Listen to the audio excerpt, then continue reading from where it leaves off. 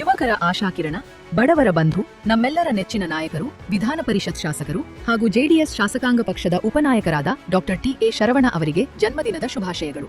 ಶುಭ ಕೋರುವವರು ಅಖಿಲ Karnataka doctor TA. Sharavana ಅಭಿಮಾನಿಗಳ ಬಳಗ, ಬೆಂಗಳೂರು. ಕರ್ನಾಟಕದಲ್ಲಿ ಆಸ್ತಿ ಖರೀದಿ ಮತ್ತು ಮಾರಾಟ ಪ್ರಕ್ರಿಯೆಗೆ ಸಂಬಂಧಿಸಿದಂತೆ ಮಹತ್ವದ ಕಾನೂನು ತಿದ್ದುಪಡಿಯೊಂದು ಅಧಿಕೃತಗೊಂಡಿದೆ. ಸಬ್ ರಿಜಿಸ್ಟ್ರಾರ್ ಕಚೇರಿಗಳಲ್ಲಿ ಉಂಟಾಗುತ್ತಿದ್ದ ದಟ್ಟಣೆ ಹಾಗೂ ಸಾರ್ವಜನಿಕ ಅಲೆದಾಟವನ್ನು ತಪ್ಪಿಸುವ ನಿಟ್ಟಿನಲ್ಲಿ ರಾಜ್ಯ ಸರ್ಕಾರ ಈಗ ಮಹತ್ವದ ಹೆಜ್ಜೆ ಇಟ್ಟಿದೆ. ರಾಜ್ಯಾದ್ಯಂತ ಉಪನೋಂದಣಾಧಿಕಾರಿ ಕಚೇರಿಗಳಲ್ಲಿ ವ್ಯಕ್ತಿಯ ಭೌತಿಕ ಉಪಸ್ಥಿತಿ ಇಲ್ಲದೆ ಈ ನೋಂದಣಿ ಮೂಲಕ ದಾಖಲೆಗಳನ್ನು ನೋಂದಾಯಿಸಲು ಅವಕಾಶ ಕಲ್ಪಿಸುವ ನೋಂದಣಿ ಕರ್ನಾಟಕ ಮಸೂದೆಗೆ ವಿಧಾನಮಂಡಲದ ಉಭಯ ಸದನದಲ್ಲಿ ಅಂಗೀಕಾರ ದೊರೆತಿದೆ. ವಿಧಾನಸಭೆಯಲ್ಲಿ ಈ ವಿಧೇಯಕದ ವಿವರಗಳನ್ನು ಮಂಡಿಸಿದ ಉಪಮುಖ್ಯಮಂತ್ರಿ ಡಾಕ್ಟರ್ ಜಿ. ಪರಮೇಶ್ವರ್, ನೋಂದಣಿ ಪ್ರಕ್ರಿಯೆಯನ್ನು ಸಂಪೂರ್ಣವಾಗಿ ಸರಳಗೊಳಿಸುವುದು ಇದರ ಮುಖ್ಯ ಗುರಿ ಎಂದಿದ್ದಾರೆ.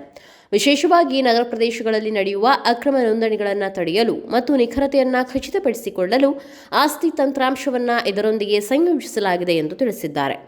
ಈ ಹೊಸ ಕಾಯ್ದೆಯ ಅಡಿಯಲ್ಲಿ ಆಸ್ತಿ ಖರೀದಿದಾರರು ಅಥವಾ ಮಾರಾಟಗಾರರು ಕಚೇರಿಗೆ ಖುದ್ದಾಗಿ ಭೇಟಿ ನೀಡುವ ಅಗತ್ಯವಿರುವುದಿಲ್ಲ. ಬದಲಿಗೆ ತಾವು ಇರುವ ಸ್ಥಳದಿಂದಲೇ ಈ ಖಾತಾ ಸೇರಿದಂತೆ ಅಗತ್ಯವಿರುವ ಎಲ್ಲ ಕಾನೂನುಬದ್ಧ ದಾಖಲೆಗಳನ್ನು ಆನ್ಲೈನ್ ಮೂಲಕವೇ ಸಲ್ಲಿಸಿ ನೋಂದಣಿ ಪ್ರಕ್ರಿಯೆಯನ್ನು ಪೂರ್ಣಗೊಳಿಸಬಹುದು. ಅಲ್ಲದೆ ಆನ್ಲೈನ್ ಸಲ್ಲಿಕೆಯ ಸಂದರ್ಭದಲ್ಲಿ ದಾಖಲೆಗಳಿಗೆ ಡಿಜಿಟಲ್ ಎಂಡೋರ್ಸ್ಮೆಂಟ್, ಮೊಹರು ಹಾಕುವ ಪ್ರಕ್ರಿಯೆ, ನೋಂದಣಿ ಶುಲ್ಕ ಹಾಗೂ ಇತರೆ ಶುಲ್ಕಗಳ ಪಾವತಿ ವಿಧಾನವನ್ನು ಈ ನೂತನ ತಂತ್ರಾಂಶವು ನೇರವಾಗಿ ನಿರ್ವಹಿಸಲಿದೆ ಅಂತ ಹೇಳಲಾಗ್ತಿದೆ.